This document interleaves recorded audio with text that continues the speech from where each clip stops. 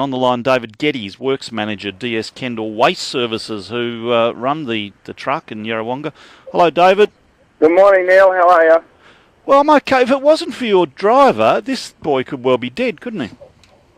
Yes, the potential was certainly there. The driver was very alert. We like to think our drivers are. There is a camera in the back, as the constable has said, and the screen sits in front of the driver on the dashboard, but the driver actually was still concentrating on his mirror as well as the bin went up, and he saw the lad's hands clinging to the inside of the truck, was able to shut down immediately.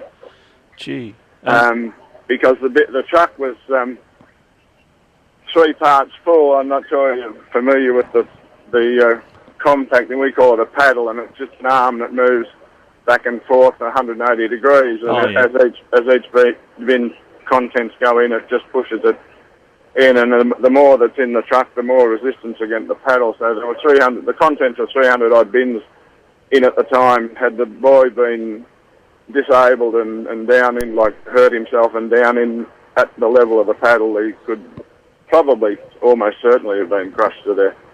And what was this? What was the significance? The police officer said they had one more house to go to. It was just at the end of the street. My understanding would be that the paddle in the line of the street, the paddle is going all the time. Sometimes if we've got bins a long way apart, we will shut down the paddle between bins. Now, he may well have had that, but I haven't grilled him to that. My view would be that the paddle would have been going. The paddle moves quite slowly, but it's constantly moving, and it's driven by 2 big hydraulic rams sitting in the top of the body. Have you ever had this sort of problem before? Never.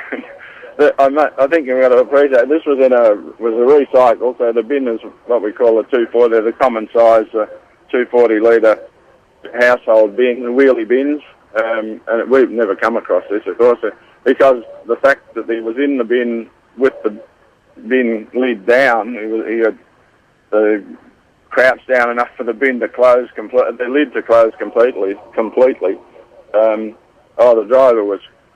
I actually took the phone call when he rang back to the office, and he was in shock. So our head office is at Numurkah, and I drove to notified police and ambulance, and then drove to Yarrawonga to check with him. He's okay. He's in the truck again today. He's in. Okay. Well, I think he's in Tokemall today. I'm not surprised he's shocked, but he's done a great job. Did he mention to you the boy had been warned about playing around the bins before?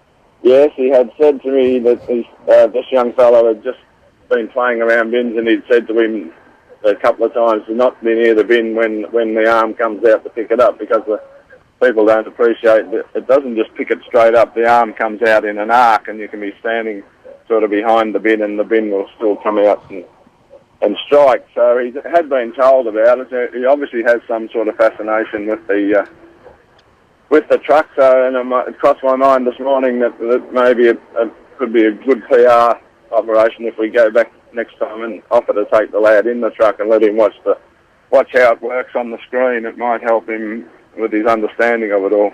I think that's a really good idea. And look, thanks for speaking to us, and pass on our congratulations to the driver. He's done a great job.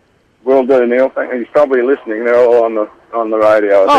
He can give us a call if he likes. No, I think knowing him pretty well, I don't think he'd opt for that. But anyway, we're very proud of him. He was on the ball, and we're very proud of all our drivers. We like to think that we've got our eye on the ball all the time.